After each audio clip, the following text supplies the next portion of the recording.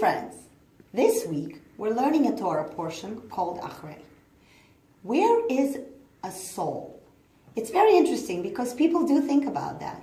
And the answer is that a soul is in a blood.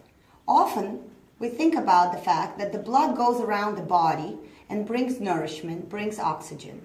Once there's a place or a limb in a human body where the blood does not get into, we know there's often an amputation of that limb.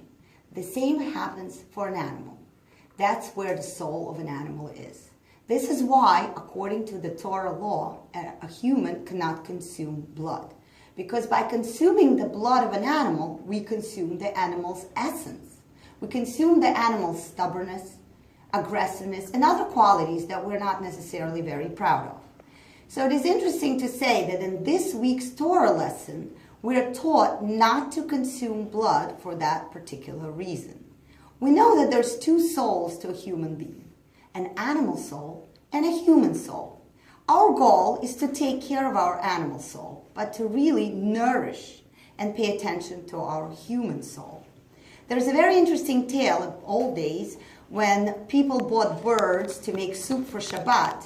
A man bought a hen, and he put that hen on a balcony or in a front yard and forgot to feed it. By the time Friday came, he came outside and saw that the hen was dead. Why? Because he had no way to scream and remind the person that it was there.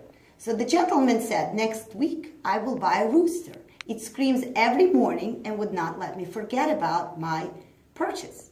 The same as animal soul and a human soul. An animal soul is very loud. We often remember that we're hungry, we're tired, we want different things. But a human soul, a spiritual soul, an elevated soul, is very quiet like a hen. It is sitting inside of us, waiting to be remembered.